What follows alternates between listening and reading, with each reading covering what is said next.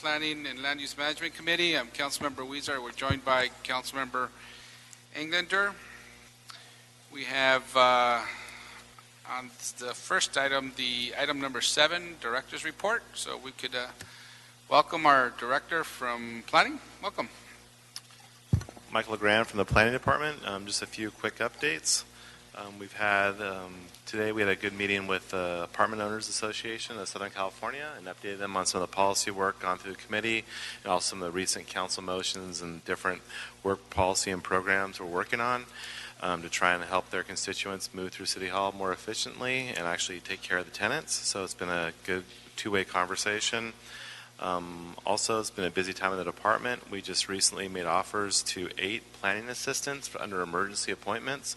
Rather than waiting for the civil service process to get underway and completed, which we're anticipating we'll have an exam in October, we, due to the high number of case volumes, we went ahead and enacted the personnel section we're allowed to utilize to hire emergency employees for a year period at a time to bring in to supplement our workforce and help us move some projects forward. So we're looking forward to them starting in a few weeks as we continue to work through the personnel process to hire the positions that we were granted by the mayor and the city council and to help us eliminate the backlog as well as move projects forward in some of our policy planning initiatives. And that concludes my report. I'll be here for any questions. Great. Thank you, Mr. LeGrand. Questions, comments? Mr. Englander. Thank you, Mr. Chair. And if you can give us an update on where we're at with the Granada Hills plan as well.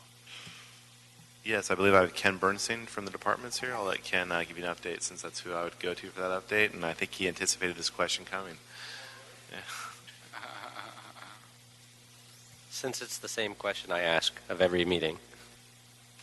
Good afternoon, Councilman Ken Bernstein with the Department of City Planning.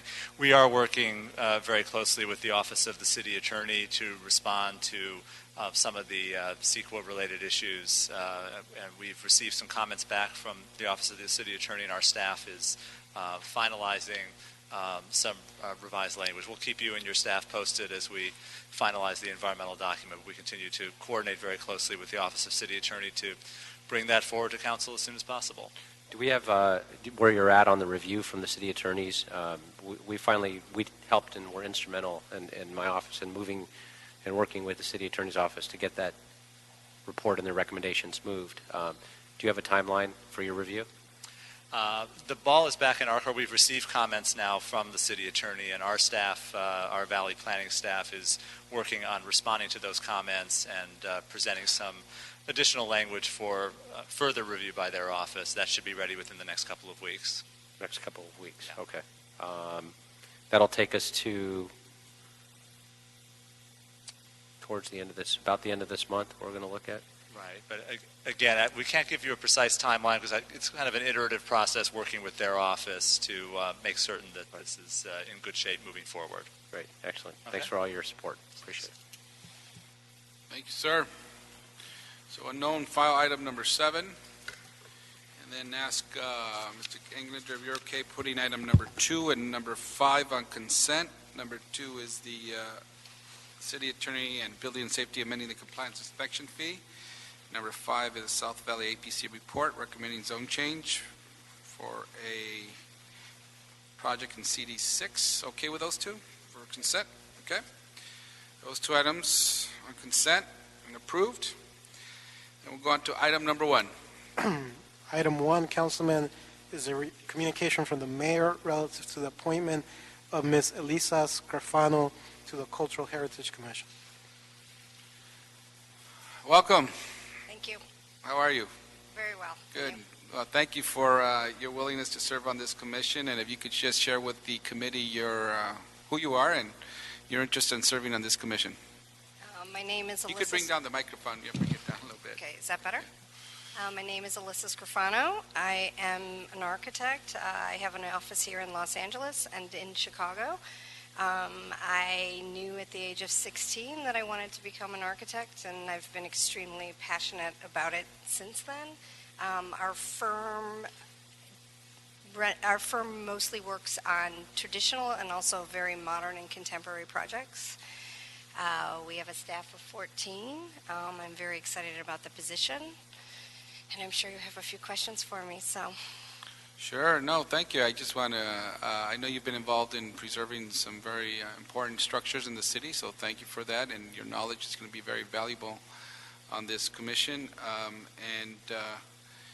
We've worked hard to ensure that the Mills Act has sufficient funding to continue preserving as much as we can in the city. But I think you're going to play a very important role in giving us and the public the right advice on your decisions. So thank you. And Mr. Englander, any questions, comments? Yes, I really appreciate what you bring to the table as well. This is your resume is incredibly well-rounded. I do have a question. You've studied everywhere around the world. It's really impressive. The Architectural Association in London, Frankfurt, Germany, North America, Asia, Central and South America. You've traveled extensively and studied architecture all over the world, including Detroit. So where was your favorite place of study? Oh boy, that's a tough question. I would say that Cambodia is one of my absolute favorite places, and also Italy for just the historical context. I pretty much enjoy almost every architectural style and type, so it's kind of hard to say if there's really a specific place, but I would say places I didn't like would be, I can't even think of a place I've traveled that I don't like, so. Oh, it's very impressive. You bring a breath of fresh air and experience, so I'm impressed. As well as, and won't read off all the activities, incredibly extensive in what you're involved in as well. But I was also impressed. You were the first girl to play boys Little League baseball as well. So I just wanted to let everybody know that was in Yes, here. I that's think true. it's important to get that in there. And they probably didn't see you coming, so it's great. You got all my support. I really appreciate everything you've done. Thank you. Thank you. Great, thank you. We've been joined by Councilmember Cedillo, and we are on item number 1. Any questions or comments for the commissioner? Yeah. Thank you. you. So, thank you so much. When is this going to council? Next Tuesday. Okay, thank you. Next item is item number 3. Item 3, Councilman, is a report from the Planning Commission to establish the LAX Supplemental Use District. Thank you.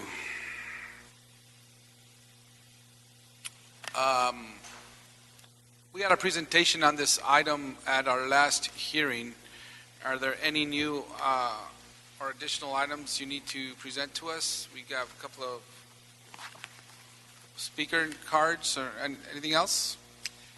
Nick Marisich, Department of City Planning. I'm available to go through a recap of briefly of the item if you'd like. Sure. So again, this is the proposed ordinance to establish a sign district at Los Angeles International Airport. I'm joined by Lisa Trifoletti from Los Angeles World Airports, who gave a PowerPoint presentation 2 weeks ago on August 26th with an overview of the specifics of the proposal. The department has been processing the request from LAWA to establish a signage supplemental use district at LAX, and an EIR was prepared for the project. The CPC recommended approval of the draft ordinance at their meeting on August 22nd, 2013. The request for a sign district LAX was filed more than 3 years ago in August of 2011 and has been processed by city planning in a manner consistent with how we've reviewed previous sign districts throughout the city. There's also the proposed citywide sign ordinance that includes grandfathering languages for sign districts filed prior to December 2011, which would include the LAX sign district, with the intent that such applications could be considered separately from the proposed citywide sign ordinance. But as LAWA has noted in their letter submitted to you recently on September 5th, the proposed LAX sign district does contain similar standards related to sign placement, illumination, and animation as those envisioned in the citywide ordinance, and it incorporates similar measures to address aesthetic enhancements in the surrounding area, including a sign takedown program in conjunction with a community beautification program. There are a few differences between the proposed LAX sign district and the proposed citywide ordinance, and they're largely as a result of the unique environment of LAX as a public property operated by a city department and subject to review and regulation by the Federal Aviation Administration. As such, the LAX sign district does vary from the proposed citywide sign ordinance with respect to the takedown requirement. LAWA's recommended revisions, which were submitted at the last meeting of Plum on August 26th, I have additional copies if needed, would revise the draft ordinance to require a takedown of 23,520 square feet of off-site billboard signage within 5 years of the issuance of the first building permit for new off-site signs, and a one-time payment of $3.75 million to a visual blight reduction fund. Such provisions have been developed in consultation with the FAA given the unique regulatory constraints at LAX. Alyssa Scrafano, again, is here to answer any additional questions you may have with regard to that matter. At the last Plum meeting, a number of speakers raised the issue of alcohol advertising and requested that the sign district ordinance be amended to prohibit alcohol ads. I think the advice of the city attorney on this matter is to not include such a prohibition in the land use ordinance, but LAWA staff and the city attorney can provide more information on this matter. And that concludes my comments.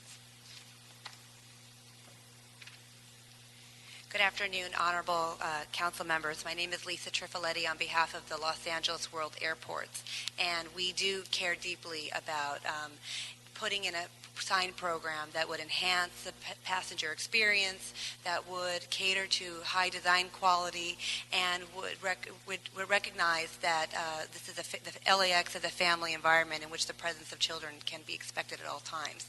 And as a result, we have in our third-party media manager contracts, we have a great deal of experience in having signed contracts where the airport expressly retains control over those signed contracts. We can prohibit signs that promote inappropriate content, obscenities, indecency, any intolerance, and there would be that kind of controls, the standard control measures through our contracts that we would continue to implement as part of the sign district application. That's the advice that we received from our city attorney and from the planning department as well. And so we would be willing to do that and recommend that to our Board of Airport Commissioners as we move forward. Okay, great, thank you. So with that, we could go on to public comment. Tricia Keene from CD11.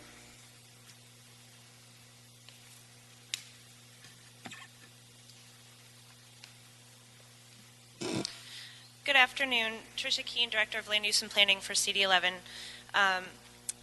Your committee discussed this item at length at the last meeting, and as a result, I think there's been a good solution for the alcohol advertising provision, and we support the proposed solution that LAWA and the city attorney have worked out. At this point, we would be very happy if this would be referred back to the city attorney to prepare a final version of the ordinance incorporating the FAA changes and the provision that we requested at the last meeting to allow for sunsetting or reevaluation of the ordinance at an appropriate time. Thank you. Thank you. Victor de la Cruz.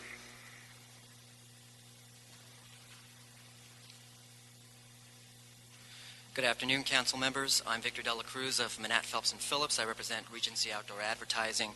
I submitted another detailed letter to you today with objections from a legal standpoint, so I won't reiterate those concerns now in my precious minute. I do have one simple point today.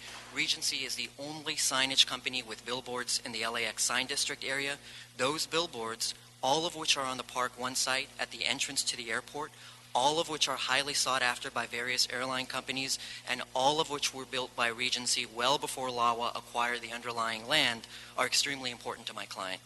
Given that, one would think that LAWA would sit down with Regency to discuss the sign district's impacts and the ultimate fate of its billboards before trying to rush this ordinance through the approval process. To date, no discussions have taken place. LAWA may in fact be a proprietary agency of the city, but that doesn't mean it should play by a different set of rules. The city should lead by example, and ignoring important stakeholders is not the way to go here. Thank you very much. Thank you. Any questions or comments from staff? He's with the Regency attorney. Any questions or comments? Yeah, Mr. De La Cruz, do you mind coming back up? There's a question from one of the council members.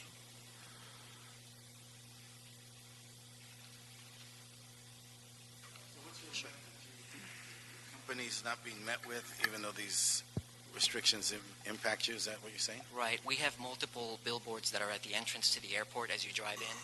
And we've been trying to make contact with LAWA to discuss what the impact of this sign district means for our signs. And it really comes down to a simple lease agreement that we have and discussing the terms of that moving forward. And we really haven't been able to make any progress whatsoever with them on just meeting and having that discussion.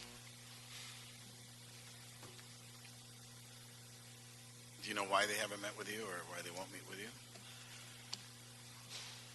We have all sorts of theories, but I don't really know why. You don't know. Maybe So that's maybe something that Lala you will could tell ask us. of the airport. Yeah. We'll ask the airport, and then we can figure this out. Again, Lisa Trifoletti on behalf of the airport. I work in the Planning and Land Use Division, and it's our commercial development group that runs the leasing, and they have reached out to Regency. They actually have reached out to set a date to do a meeting to negotiate the leases, and we were very cognizant of the existing billboards on the property, and we made sure that we did not, as part of our sign district, did not implicate those billboards, and we have not, we have no plans to be utilizing any of those billboards for takedown. We have structured a takedown program that is 23,000 square feet, and we have figured a program where we could take down signs from the Sunset Boulevard to the beach, to the 405 freeway, to Imperial. And so we are willing to sit down with Regency at any time.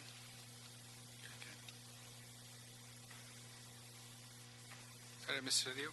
Anything At else? that point, yes. Okay. So, if I may talk to you again. So I share in the concern that's raised about alcohol advertising in areas that are inappropriate, particularly for families and young people, bus stops, routes to school, movie theaters, libraries, etc. How do you distinguish this from those areas? Well, we have a number of on-site signs that are allowed today. And an on-site sign is a sign that advertises any product that is sold on the premises. We do have a duty-free that where we sell alcohol, and that would be considered an on-site sign. So that's one of the things that we would like to retain, the ability to advertise.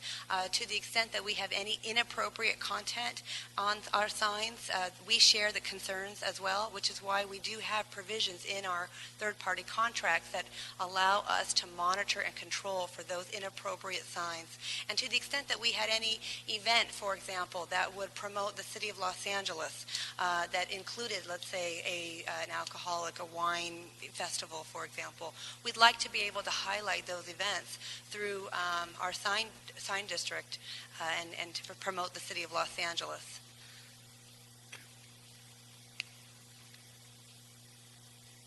Is that it? Any other questions? Mr. Cedillo? No? Okay. Yeah, well, thank you. No other questions? No. Thank you very much. We heard this item at our last hearing, and we've been hearing about the alcohol issue. We know the consensus from this committee was that we are very concerned about the advertisements that may go on there. Should we do some alcohol advertisements? It's been a long-standing issue with this committee as to several of other public spaces where the discussions came out about advertising at our parks, et cetera. I think generally our council as a whole is concerned about that, and we'll take the guidance and advice from our city attorney on that issue, but generally I'm just kind of stating what the overall policy feeling is on that issue. With respect to Regency, we've gotten 2 letters now stating some concerns that they have, and what I wouldn't want to see is for us to go into litigation on something that could be handled very easily by simple discussions, and making sure that on the city side that we cross all our T's and dot all our I's. So I'm hoping that we're going to go ahead and move this item forward and move this to the city attorney for its review as to form and legality, with direction to LAWA that they negotiate with Regency in good faith and prior to coming back to Plum and hopefully resolve those issues that have been raised with their concerns and issues and their lease extension discussions. Yes, sir. Councilman, just Nick Marisich from City Planning, just respectfully request that you include the changes submitted that were in conjunction with the FAA's request submitted to the committee the last PLUM meeting. Yes, we're including those. And next time you could just walk up and not sneak up. We see you either way, so you could just the slow walk up there. It's the same as you just rush up there and take the microphone. So, just saying. So with that, we'll move this item forward with that direction to Lowell. Yeah, Mr. Cedillo. Yeah, I appreciate that, and I'm going to support this. I appreciate the amendments of directing the LAWA to meet with Regency. I heard you say that they're undisturbed, and basically you see that your activities don't have an impact on them, but that's not enough of an excuse not to meet with them. If they have proximity, there may be adverse impact. You don't know that. You may believe that. They may believe otherwise, and that's why it's important for you to meet with them. I see no reason why you wouldn't have done that before, but we're here now, and let's go forward with a commitment that you will meet with them, you will negotiate, and make sure that they're undisturbed and without impact. And not a mere not takedown is not no impact if there's going to be other activity going on. That's one. Two, and I think you share this, is that, well, I'm about 100% vote against public advertising for alcohol. I think this space is distinct. And while you want to create a family environment at the airport, the fact of the matter is that it's not. That it's distinct. That travelers are mostly adults. That when children travel, they travel with their parents. That there are not children unattended at the airport. That just doesn't exist for security reasons, both for family reasons and for our national security reasons. And so you don't have children walking around without adult supervision. That is a distinct environment from any other environment that we talk about at a park or a bus stop or a pathway to school. That's one. The second point is that there's 205 CUPs, 205 areas where alcohol is sold, and some of it's very public. You just walk down the corridors and people are sitting there at the bar, and you got the wine and the alcohol and the beverages, and that's a distinct environment. I think if there's any qualm that could be raised, might be over the amount of CUPs that are in that environment, but it's a very closed and distinct environment. The traveling community is not the general public community, and people who travel, they travel under a lot of restrictions and under different circumstances, and so I don't know if I'm speaking for you, but these are the thoughts that have moved me to make a distinction between, in this instance, and I think the city attorney has served us well in directing us to the restrictions that come under the amendments that were offered. And so, in this limited circumstance, I'm willing to move this motion. Thank you, Mr. Cedillo. And I know that CD11 brought up some issues about sunset regulations. We'll deal with that issue when it comes back from the city attorney's office, and we could always amend it at that time. So, okay. Thank you. So ordered with those directions that LAWA and negotiate with Regency, and that's it, right? Okay. Thank you very much. So ordered. Next item. Next item, Councilman, is item 4. It's a report from the Cultural Heritage Commission to include the commercial club building as a historic cultural monument.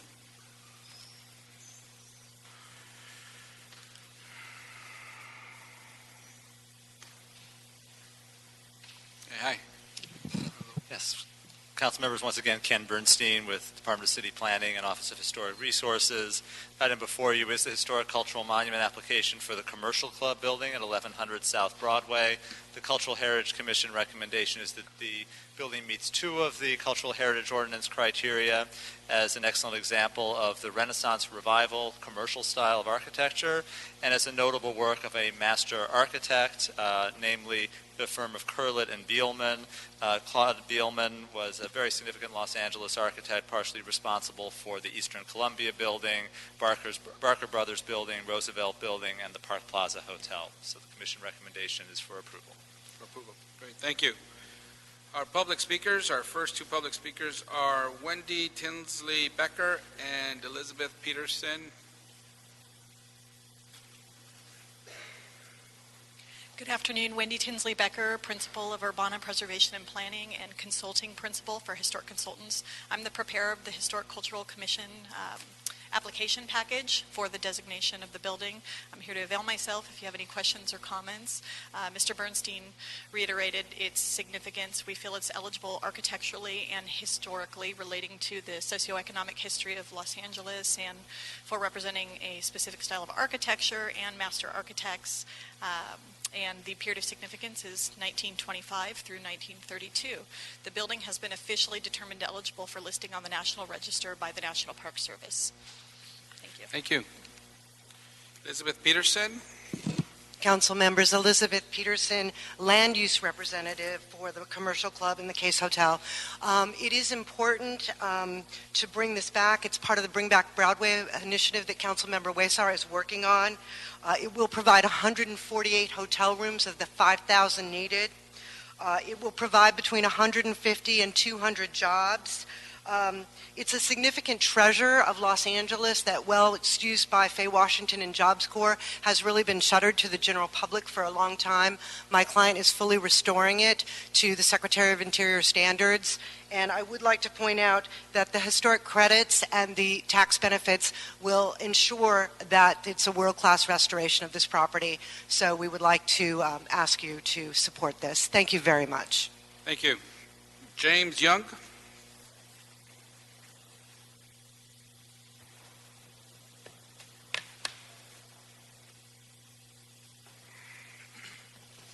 Thank you, council members. My name is James Yang. My mother owns and operates the restaurant in the historic Thalamus Cafe building at 1108 South Broadway. The Thalamus Cafe building was built in the 1940s and has served the neighborhood as a treasured eating establishment for approximately 70 years. My mother and I have contributed to the ongoing revitalization of the South Broadway area. Thalamus Cafe has contributed to the revitalization of that area. We believe that the Thalamus Cafe building is a contributing resource to the Case Hotel structure. The two buildings touch and have been part and parcel of one another for almost 3/4 of a century. Preservation monument status of the Case Hotel building is appropriate only if the Thalamus building is preserved and nominated with it. The two buildings have been united for 70 years. It is wrong to cut Thalamus off and demolish it. Thalamus has tremendous value, including as one of the last 1940s roadside eateries in the Los Angeles area. When the veterans came back from World War II, this building was one of their favorite places. It retains its character, defining features, and is a significant part of the community. The Case Hotel's nomination application should stand or fall together with the Thalamus Cafe building. We ask that you table or deny the current application and require the applicant, which also owns the Thalamus building, to resubmit it to include the Thalamus Cafe. Alternatively, we will be nominating the Thalamus Cafe building. Your time is up. I missed that. You want to wrap up your thought, please? Sure, of course. I just have one more sentence. Sure.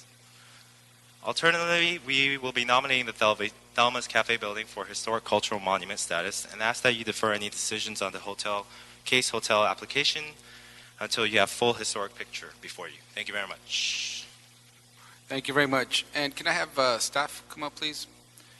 Now, the one issue, I mean, I fully support this because it is part of the core of our Bringing Back Broadway initiative that's had a lot of success. We've met every milestone. I think what's helping this project move forward, as well as our new commercial reuse guidelines that we established, that makes it easier and cheaper for building owners to reuse the buildings. Not to mention here, we're preserving and putting back to life a building that would otherwise sit vacant for a very long time.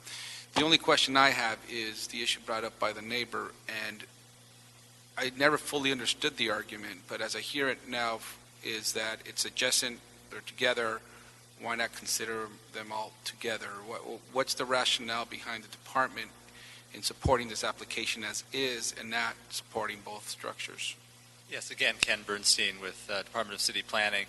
The nomination that was submitted to our office and to the Cultural Heritage Commission was specific to the commercial club building, Case Hotel building and did not include Thelma's as part of the nomination. This issue was raised at the Cultural Heritage Commission meeting for the first time, and the commissioners, as well as our staff, directed the parties who were interested in the additional building to submit a separate nomination for that building, which we could consider. And in fact, our Office of Historic Resources did receive subsequently a preliminary nomination for that structure. We were asked to put that on hold, however, while there were some discussions taking place among the parties. We are happy to process that nomination separately through the Cultural Heritage Commission, and if it's approved, it would come back to Plum and Council. Okay, thank you. So different building, different issue, different Exactly. structure. So let's, if And, that, we want to what's preserve before that. you now is limited in scope because that is the Cultural Heritage Commission report on the commercial club building specifically. Okay, good. Any questions or comments? Okay.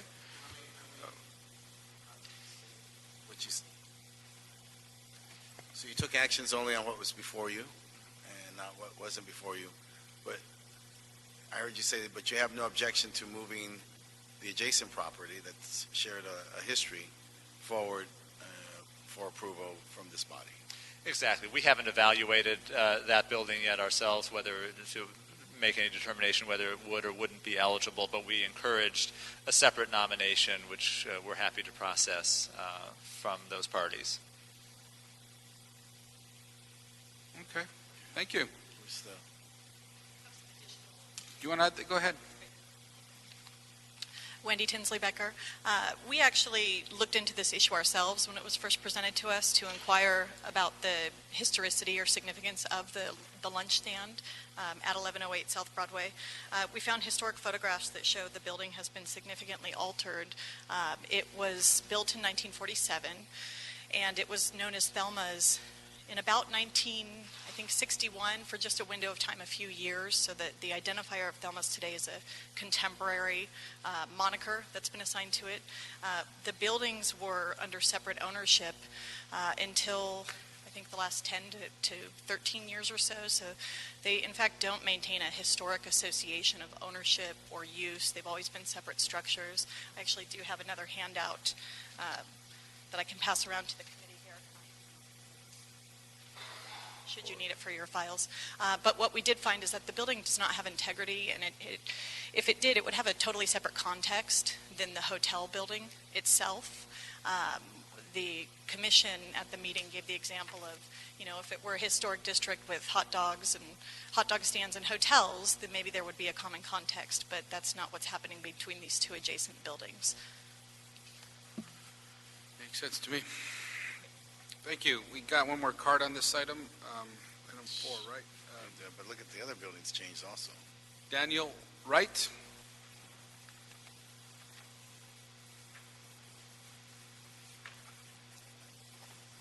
Good day, council members. Daniel Wright of the Silverstein Law Firm on behalf of Thelma's current tenant.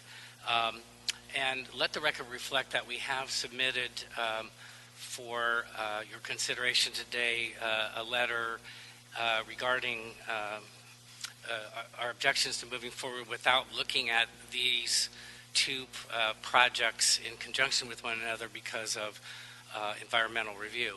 Essentially, what this proposal amounts to is elevating historic status for one building at the expense of another. And all of that analysis is included in our letter. I think as I heard as I came in, and unfortunately I was at another hearing and just arrived, so I sort of missed the beginning of the discussion on this item.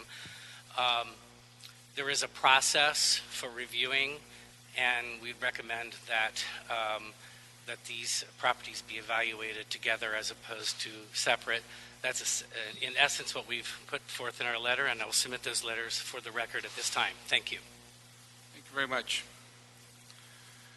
Thank you. And after reviewing the department's recommendation and the commission's recommendation, I'll move that we move forward on this item, approve it as is, and the understanding that there's going to be a second application that could pretty much fulfill the same commitment, and there are timelines and other issues that these owners are trying to meet preservation funds, et cetera. I don't know exactly what they're exactly called, tax credits, right, that you're trying to preserve in terms of being eligible for. So we'll move this item and send it to council. Mr. Chair, Yes, sir. I'll concur. I concur under those conditions. I think it's very important. I'm looking at this, and you can see the important cultural and historical value of the adjacent building, but that should not be a block for us to move forward with the important progress that you're making, the steady progress that you're making in your area, and so you have my support. Great. Thank you. Thank you. Oh, and instruct that the project be placed on this year's Mills Act. Yeah. Thank you. That'll be the order. Thank you. Next item. Next item, Councilman, is item 6, which is an appeal by the project applicant, and the project was denied by the City Planning Commission relative to a 352 residential rental unit in CD 15. Thank you. CD 15, do you want to speak before or after? We're going to have a presentation by staff, but do you want to speak? Who's here? Heather Anderson? Want to speak after public comment? Okay. Thank you. Yes, sir. Mr. Chairman, members of the Commission, Greg Shoup representing the position of the City Planning Commission. What you have before you is a picture that is worth 1,000 words, and then the second cliche would be location, location, location. This is a good project. It's just in the wrong location. It will provide middle-income households with rental housing, but we have to compromise between our need for maintaining viable industrial for middle-income job growth and the need to house people. A recent LA Times article talked about the decline in the region and the city of what is called middle-income jobs. And these would be the jobs that would be in industrial areas, such as warehousing, manufacturing, distribution. The Planning Commission reiterated its policy that this would be a spot plan and taking away viable industrial. It will conflict. There will be 500 new tenants here, which will conflict with the M3 uses that are already there, that are operating 24 hours, maybe have some noxious fumes. We have the go-kart track right next door to this. So this is not maybe the best location to put potential future tenants. And current land uses may leave. If they no longer have non-conforming rights because they can't operate these uses next to a commercial or residential zone, they would have to eventually relocate. And lastly, again, it is going to be a compromise between the need for housing and the need for industrial job growth. If the Commission does support the appeal of the committee, we'd like to make sure that the planning staff gets directed to put appropriate mitigation measures that protect both the tenants from the surrounding noise and, to the extent feasible, the surrounding industrial users. Thank you for questions.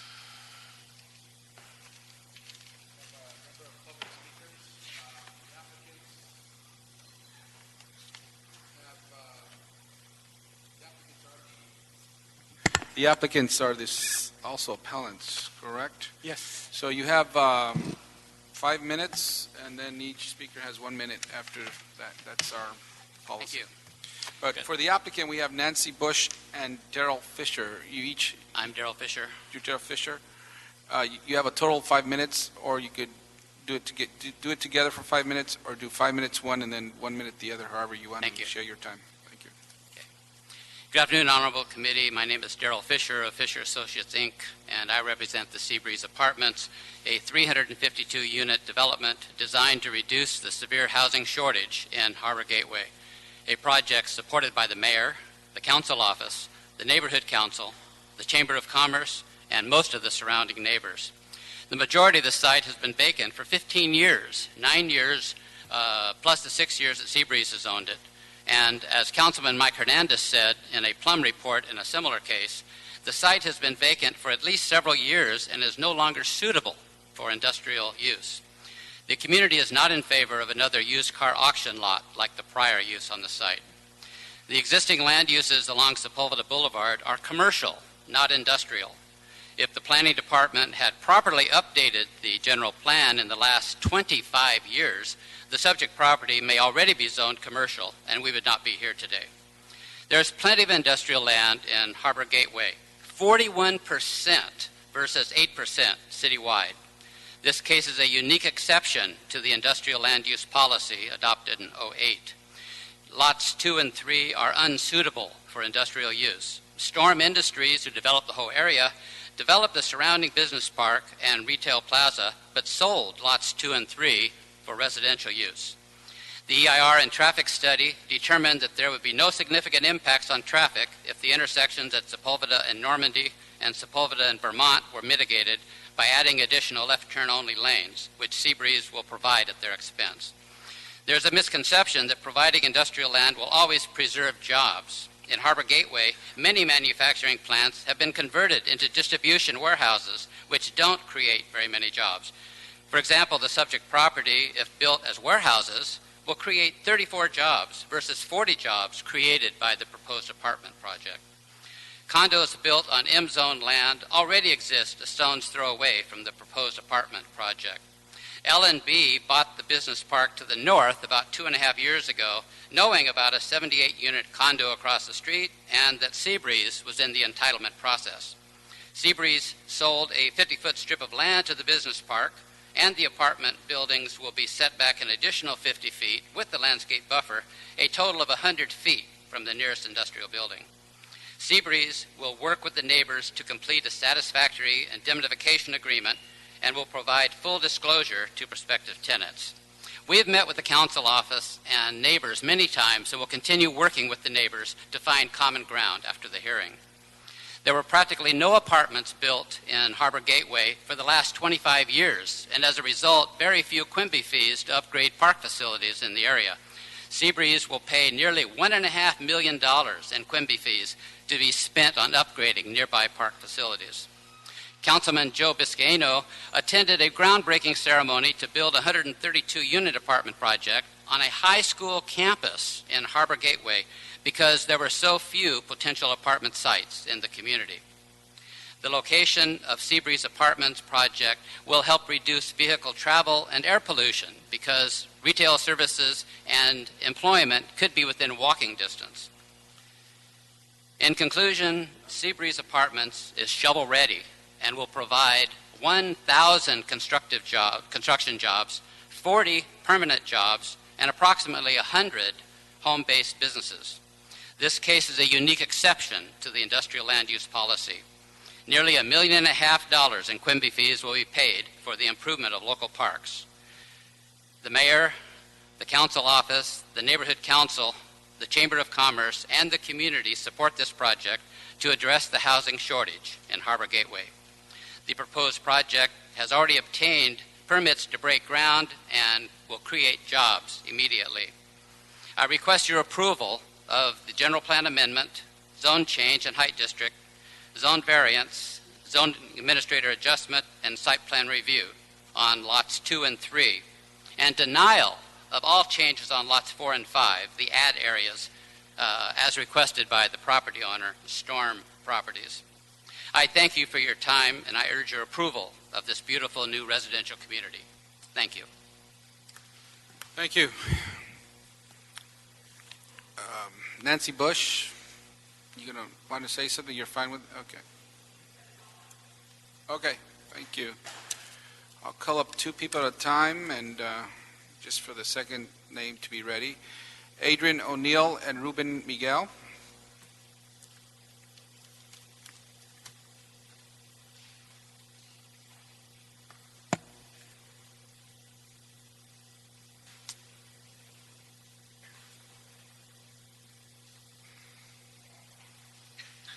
Me too. We feel it. We all feel it. Going to have surgery soon. I'm Adrian O'Neill, and at the time this project was brought before our neighborhood council, I was president of our neighborhood council. Now, we do not just blank check any project in our area. We go out, we inspect the area, we inspect the plans. we do a pretty good, thorough job of vetting what comes in and what does not come into our neighborhood. Now, so far as commercial land is concerned, I'm sorry, but we got enough of it. We don't need any more. We need apartments where people can live. We need workforce apartments that are affordable to the workplace people. And this is what we thought was going to be built, and we approved it. We like the idea. I think it's at a very good location. It will improve business for the businesses that are currently on Sepulveda. Thank you. It would, I think, be a big help to our area. Thank you. So, please. Thank you. Ruben Miguel J. Alawalia. Good afternoon, council members. My name is Ruben Miguel, and I'm a resident of the Gateway area for about 18 years. I manage an apartment building, and I can say there is a shortage of housing, decent housing around the area. There's no apartment building that has been built in the past, I'll say 15 years. For my experience, I've seen and I've heard from many people looking for decent housing, they can't find something like that around the area where I live. And that is why I'm here. Thank you. Thank you, Jay. And then Lorraine New. Council members, my name is Jay Aluwalia. I represent Storm Properties and Storm Industries. We are here, our two lots, as Daryl mentioned, lots 4 and 5 have been added as add lots into this application. We are opposed to the zone change on our two lots. We would like to preserve the M3 zoning that we have currently. We support the change for lots 2 and 3 as long as our lots are taken out of the process. That's all I have to say. Thank you. Thank you. Lorraine New and Jeff Horn. Good afternoon, Councilman. My name is Lorraine New, and I have over 35 years' experience in the housing industry. And we're hearing all of these stories about Seabreeze and learning about all the nuances of the Seabreeze apartments. But we have to focus on the most important issue, which is workforce housing for the people that are working in that area and the needs of the community. Seabreeze will address the housing needs of working families in the Harbor Gateway area. And the housing shortage is so obvious that Councilman Buscaino approved a project on a high school ground to take care of firemen, teachers, and other professionals. This is the kind of bold decisions that have to be made in that community. Kudos to that, Councilman. Employers want their workforce to expend reasonable amount of time going to and from work and not spending their family time driving to Simi Valley and driving to the Inland Empire. The other important thing is that this house, or this community, is going to enhance the neighborhood, which is extremely important and part of Mayor Garcetti's view for our entire city. So it does all three. It provides workforce housing, it enhances the neighborhood, and the council and the community need this. It's a win-win-win. Thank you. Thank you. Jeff Horn. He's good. Ben Resnick. My name is Jeff Horn. I'm a Los Angeles County Fire Department lifeguard captain. I'm not here on behalf of the fire department, but I'm currently assigned to the San Pedro Cabrillo Beach area, and I'm here as a housing advocate for a number of my colleagues who face long commutes both in the morning and the afternoon because of the housing shortage in the area. If this project were approved, I would have no doubt that a number of my colleagues would be able to find housing, quality housing, much closer to their workplace in the San Pedro area, the South Bay area that they serve in the fire department, and therefore I'm in favor of this project. Great, thanks. Thank you. Ben Resnick, Courtney Bell. Good afternoon, Mr. Chair, members of the committee, Ben Resnick, and I'm here representing the major industrial park right adjoining this, and I'm wondering if I could be just allotted an extra couple of minutes in as much as I represent a whole slew of employers and employees in that area. Would that be all right? Sure. We could do 2 minutes instead of 1. So we may. Unfortunately, you don't have a PowerPoint today, but this is the most ridiculous zoning because the Planning Commission unanimously rejected it, as did the Planning Department. You are going to shoehorn in 500 to 600 people right next to the most noxious uses allowed by our zoning, M3. The M3 zone allows nighttime use, weekend use, outdoor use. This zone, in fact, in the zoning code says you can have nuisance type uses, but you can't have it if you're within 500 feet of another zone. So if you were to approve this, you would be legislating the entire industrial park to be non-conforming. Yes, legal, but non-conforming, which means hundreds of jobs at risk. We had a meeting. One of our tenants is All Access Staging. They do all the staging for the Super Bowl. They do stagings for TV shows.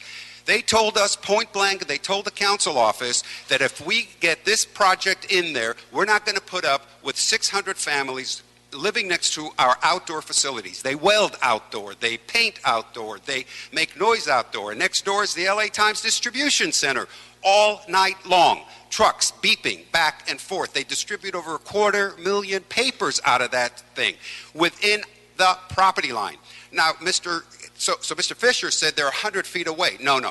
They're 100 feet away building to building, but our use is not, what concerns us is not what's in the building, what goes on outside the building, which is right next to their property line. So this is a disaster in the making. Sure, we need housing. Are we going to condemn workforce housing into M3 zones? Is that the solution? So I know that there's a need for the housing, but the reality is, don't put the city in harm's way. Don't put people in harm's way. Stick with the plan. Stick with what's right. Thank you. Thank you. Courtney Bell, Alan Orm. Good afternoon, all. Thank you for your time. My name is Courtney Bell. I'm an industrial real estate broker with the Clavin Company. I've been with the firm for 25 years. My area is the Harbor Gateway, Gardena area, know it well, and I'm here to contradict the assertion that this site has no future value for M3 zoning. M3 zoning is one of the most highly valuable areas for an industrial user, mostly for the reasons Mr. Resnick touched on, and that its range of uses is very broad. The uses we have there are fit all in that range, from basic warehousing to manufacturing, and as you have it, the manufacturing is adjacent to this site. I'd like to point out one sentence in what's been submitted as a South Bay Industrial Market second quarter overview. The quote there is, absorption is increasing, which is a positive sign for the market, but there is an overall atmosphere of uncertainty due to a low vacancy and lack of deliverable product. And it's with this in mind, I hope that and urge you to deny the applicant's appeal. Thank you. Thank you. Alan Orm, Jim McQuiston.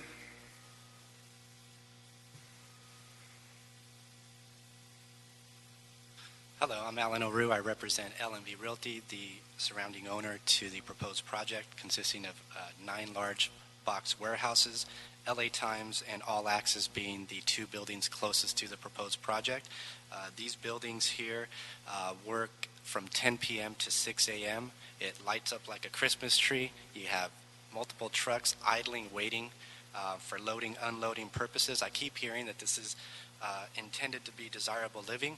The only way desirable living will be achieved is if they're contained within the unit. As soon as you open these doors, windows, you lose the desirability. You will completely be contained, and I've heard this from the proposed developer that they are attempting to have everything within the units as far as in the gym room and things like that. That is not going to alleviate in the parking and ultimately tenants having the capability to try and change the ordinance here completely. We will not achieve desirable living. Thank you. Jim McQuiston, Olive Reed. Jim McQuiston, you all have my statement already. One of the things that I wanted to point out to you here besides my statement is this. We have a planning department which says you can't use your property the way you really want to. And that's a problem of the Fifth Amendment, and we all say we have to do that for the good of the city. And when people come up, even councilmen representing people, and say, no, I want to do it my way, you have to say, well, wait a minute now. We have a planning department. We've got to let them plan the city. And when the Planning Commission has okayed it, what the Planning Department has said, you have an up or down by government code, you have an up or down decision, but that's it. You can't change it. And I say, well, do we want a planning department or don't we? I think we do. And so we got to go with what the planning department wants. And the planning department wants industry in Los Angeles. And I think we have to preserve place for software companies, which could be very, very easy to move into that area.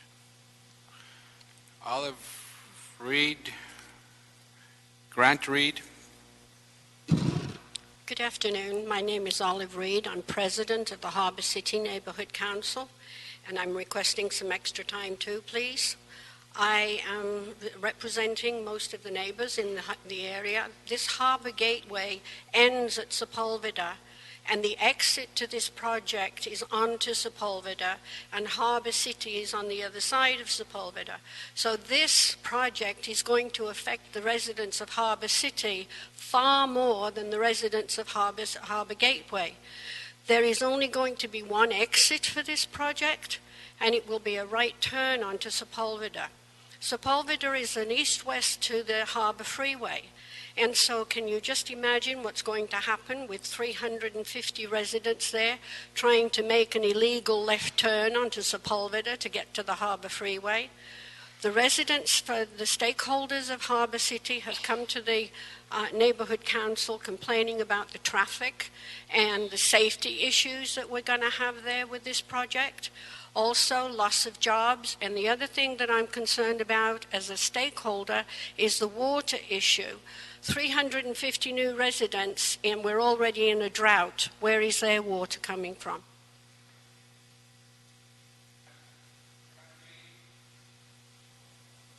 Joyce Fredericks. Good afternoon, Commissioners. Council people, I guess, yeah. I'm opposed to the project. If you look on a map, 228th Street would be the north, Sepulveda the south, Western the east, and Normandy the west. There's nothing residential anywhere in that block. It's all either retail or industrial. And I think it's crazy to try and shoehorn an apartment building in the middle, basically, of an industrial area. It's going to be right next to the go-kart track and right next to, all the leisure stuff in the retail place for the little miniature golf place. And all the rest of it is heavy industrial. I live just south of it, and it doesn't affect me in that, the industrial stuff. We don't really see hardly any of the trucks because they work at night. But once you put people in there, 350, you got to at least double that for cars, so that's 700 more cars you're going to put on the road, and they're all going to want to go to the freeway, and that's the wrong direction. So, not a good idea. Thank you. Thank you. Joyce Fredericks, Connie Holds or Holdus? Hi. Yes. I live in Green Meadows, and I'm a block captain. I do volunteer work around Harbor City, and I live in the Green Meadows tract just on the other side of Sepulveda that is going to be greatly impacted with the traffic. And I heard that they said that there is going to be an exit on Normandy, and we've been told the opposite. We've been told very little about this project, and that's why we're so late coming to this. But we're very concerned about people coming out on Sepulveda and turning into our property, and that it's 6 stories high, rental, and we're just I know the neighborhood council discussed it and they were against it. I heard that they said that we're for it, And we're pretty upset that this is going to come into our community and what's going to happen to our neighborhoods as a result. Thank you. Connie Hobbs, correct, and Jennifer Patillo. Good afternoon. My name is Connie Hobbs, and I worked for Storm Properties, Storm Industries for over 18 years and was involved in the sale of Seabreeze lots 2 and 3. And I just wanted to say back on 2002 and 2003, there were different options looked at for that property as far as development. And industrial was ruled out because of the issues with the plot plan and ingress and egress with big semi-trailer trucks. So it was determined that residential would be the best use of the property, which would involve a zone change, of course. But that was determined to be the best use because it could be accomplished and not cause as many issues. And so I support the project based on that, and also that it would be housing is needed in the area, affordable housing is needed in the area. Thank you. Thank you. Jennifer Portillo, Heather Anderson. Hello, I'm Jennifer Patillo, and I am a Harbor City resident. I'm a working professional and a college graduate, and I, at the moment, live with my family, and I would love to not anymore, but to stay close by and to have new, affordable, and useful and necessary housing in the area would be great. There are a lot of people in my neighborhood who are in the same position as me, who want to stay close, who've grown up there, and it would be nice to be able to stay nearby but have a good option. So, thank you. Thank you. Heather Anderson.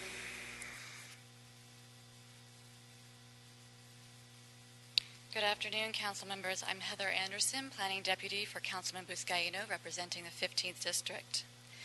The councilman supports this appeal with mitigation to address community concerns. The subject property is part of the Sepulveda corridor. While the north side of the boulevard is zoned industrial, the corridor has been developed as commercial. On the ground, Sepulveda Boulevard is a commercial corridor. This is not reflected in the Harbor Gateway Community Plan because the plan is outdated. Lots 4 and 5, the properties just south of the subject property, are on Sepulveda and are currently being developed as neighborhood commercial. A&M, the developer, is working closely with the owners of Lots 4 and 5, Storm Properties, in plans for their properties. The councilman sees this as an opportunity to encourage mixed use along Sepulveda. The prior owner of the subject property found it to be undesirable for industrial use. The prior owner, as Connie mentioned, identified an ingress-egress issue for trucks at the subject property that poses a challenge for industrial use. They attempted to resolve it without success.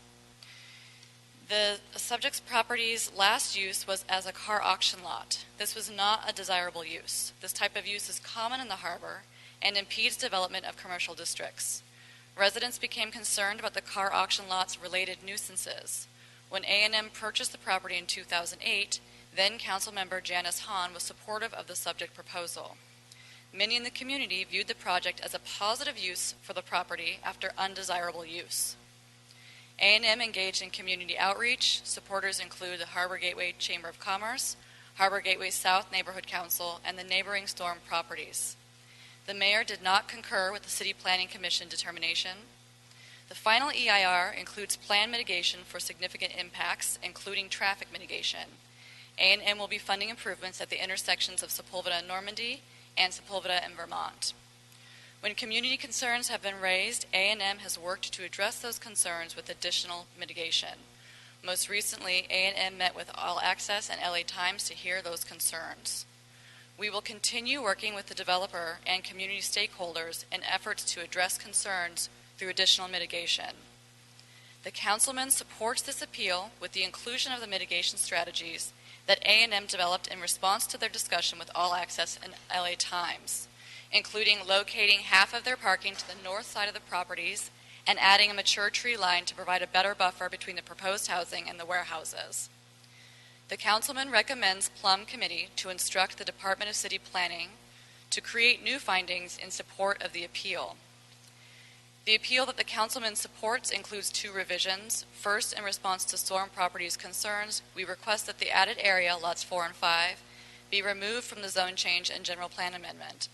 Second, we request the addition of T&Q conditions to enable Department of City Planning to include the EIR conditions to mitigate any impacts and to develop additional mitigation to protect the surrounding industrial businesses and future tenants, such as additional noise mitigation and landscape buffer specifications. Councilman Buscaino has reviewed all aspects of the project in order to assess what is most beneficial for the communities of Harbor Gateway and Harbor City. On behalf of the councilman, thank you for considering these recommendations. I have submitted to you copies of our statement and specific action recommendations for the record. If you need extra copies, let me know. Thank you very much. You did submit the list of actions everyone. Okay. Can we ask staff to come up, please?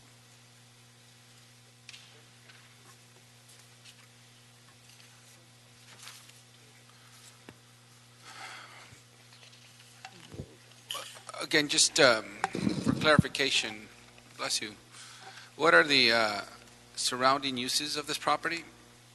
Basically, well, what you have right now, sir, north of the property would be all access and LA Times, as Mr. Resnick had said, industrial users.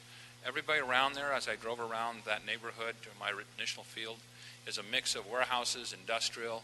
One of the things I noticed is there weren't a lot of for lease signs up there. That was one of the reasons we made the determination that there's a shortage of resident commercial.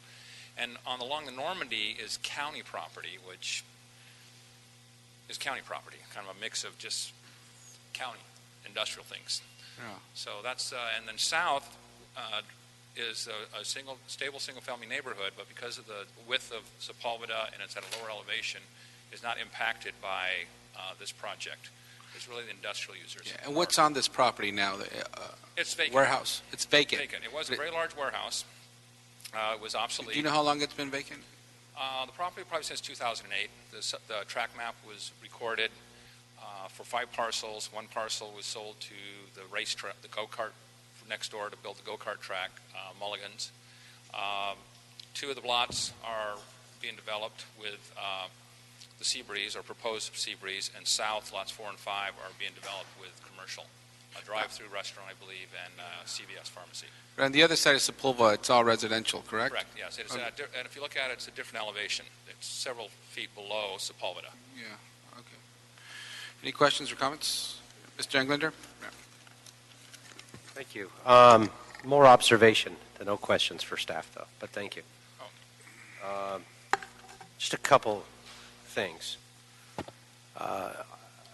I have always taken a firm position. Well, let me start off first by saying I think the citywide planning commission acted correctly, and I applaud their efforts and their vote. I have always taken a very firm position that we're losing way too many M-zone properties in the city of LA, and we have to create a job housing balance at all times.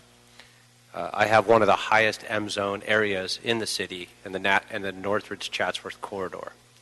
This area here is one of the other higher M-zone areas. We've lost a lot of it in downtown as well.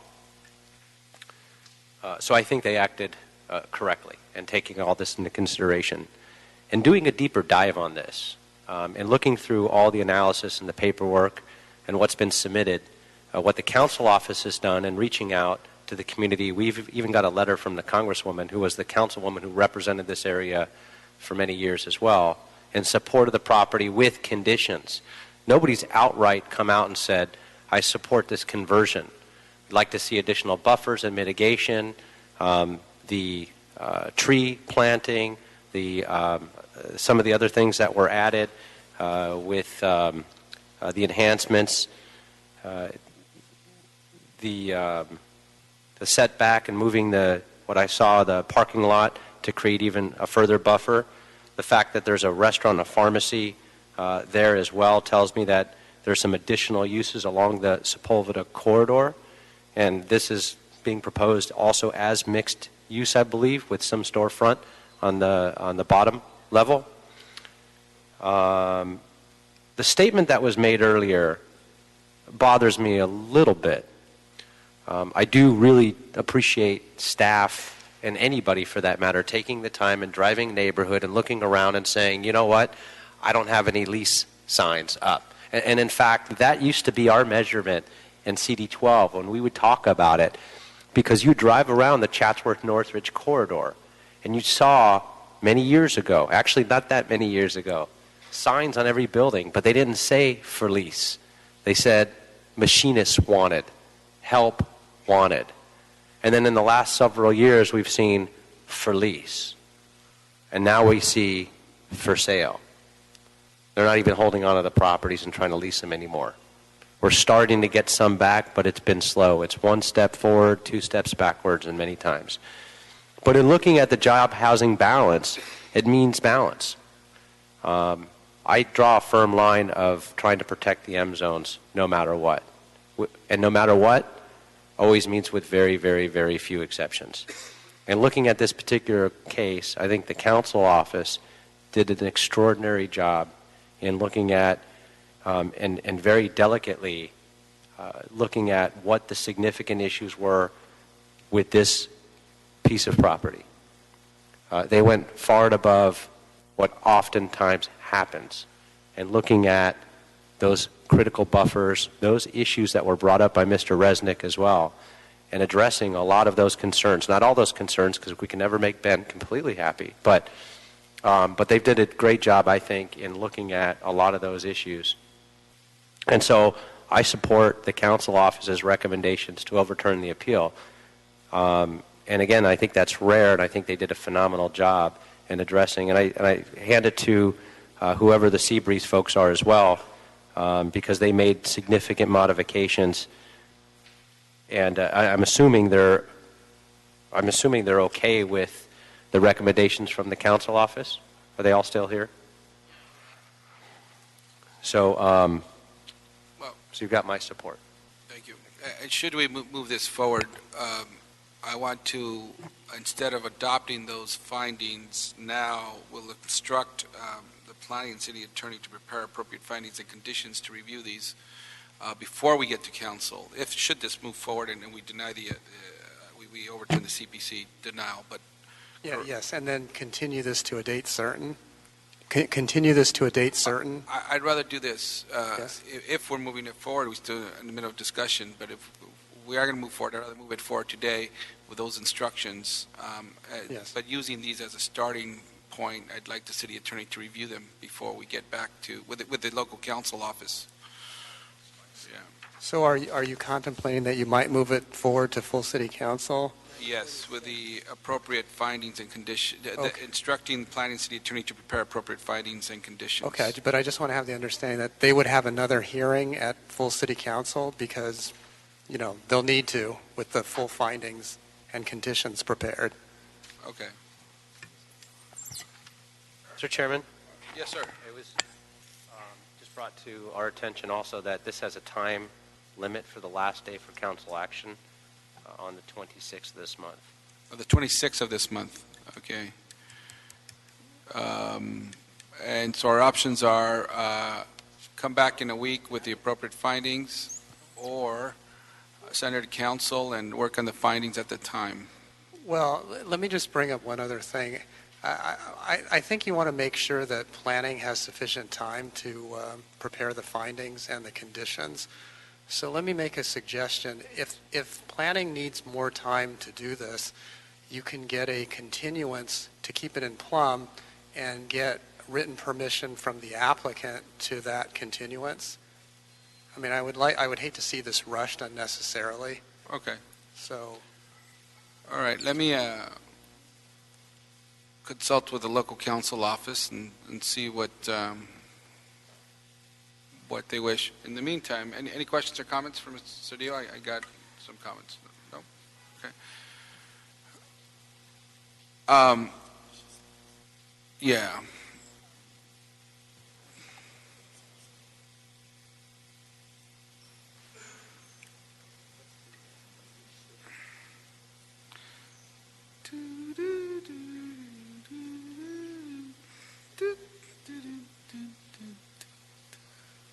Did you want to phone a friend?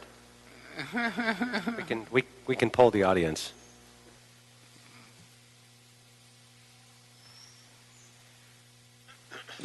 Yes, sir.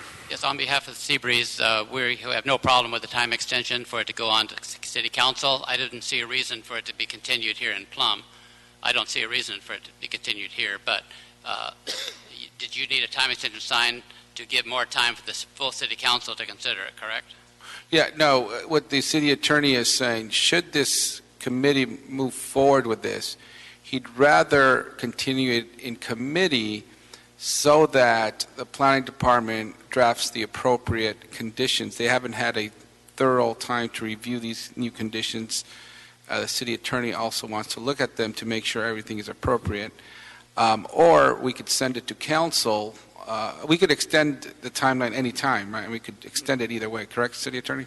Well, you have to have the applicant give written permission to extend the time. Okay. So.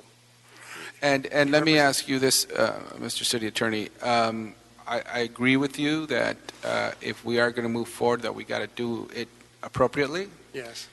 And you are advising us that it's best to continue it in committee?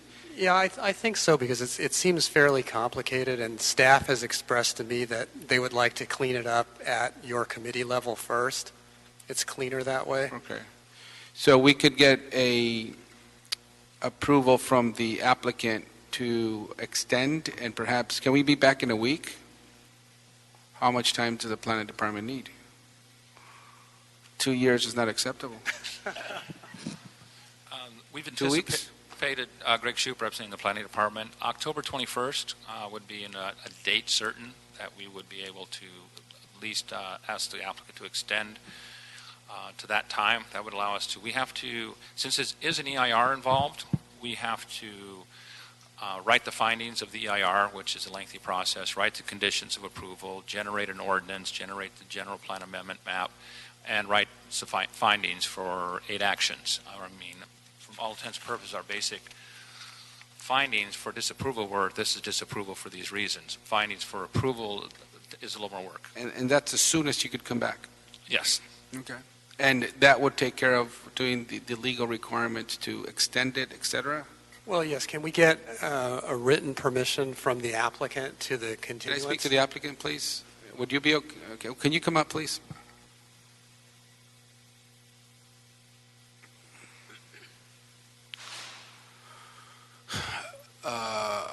Applicant, we have, I've heard Mr. Englander's comments. I'm inclined to support this. So I'm getting the sense this will be supported by this committee, but we are trying to do it in a way that supports this project moving forward without any problems. We've been advised by our planning department they could be back October 21st in this committee. I'm going to recommend that we do that, continue it here, get the appropriate findings, but we would need your written approval to extend what timeline? What are we extending? September 26th. No, but what is the official thing that expires by, what's it called? On the 26th, it's the last The application expires. We have to act upon that, so. Yes, exactly. So, the 26th of this month. Yes, we're just extending your with your jurisdiction. permission, we could come back October 21st and have it all with appropriate conditions. Is that- Mr. Chair, in addition to the continuance to October 21st for Plum Committee, there also needs to be time to schedule this for council. So it's suggested that the current time limit, which is September 26th, be extended to afford Plum the opportunity to hear it on the 21st, as well as to have this in council shortly thereafter. Then the suggested date should probably be 2 weeks after the 21st, or just... So we'll extend it 2 weeks after that will be, anybody have that? October 26th. November 7th would be a Friday. That would allow time if the committee needs to to continue it further, and also if council would like to continue the item further. October 26th is that's a Tuesday? No, October 21st is a Tuesday. Okay, October 21st. And then you want 2 weeks after that. So I'm just sorry, to play it 21st. on the safe side, November 7th, sir? November 7th, that'll be the time we extend it to, but we intend to come back to this committee October 21st. Very well. Thank you, Would sir. you be okay with that? Okay. Yes. Do we do that? We could do that. We don't have to do that now, right? Well, you're continuing to October 21st, your action, so you don't have to renotice it. Okay, got you. Thank you. Yeah, it does. Yeah, it does for council, yeah. And-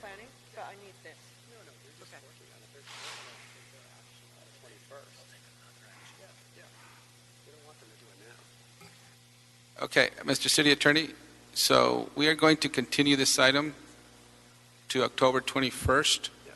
And we are going to ask that in the interim, Planning Department and the City Attorney work with the applicant to come up with their written approval to grant that extension till November 7th, correct?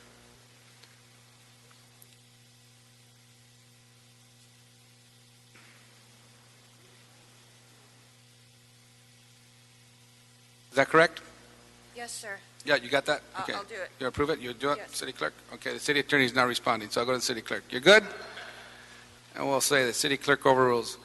Thank you. And my view on this, and I think this is going to close public hearing, but my view on this is a similar issues I've had in certain portions of the industrial district in my area in downtown, where we have vacant industrial sites that have been vacant for decades, and there are new uses that are evolving. I understand the need to protect our manufacturing jobs. I understand the need to protect our tax base that comes from these manufactured or industrially zoned properties. However, if we do not repurpose these properties at the appropriate location, we're never going to realize any of the tax revenue.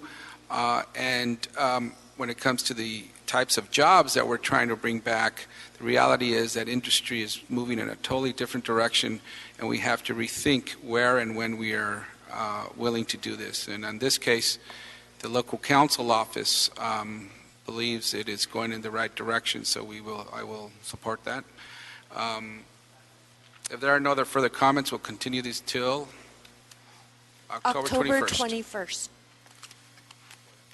Okay, thank you. So ordered. Thank you. Next item. Public comment, Councilman. No public comment. Meeting adjourned.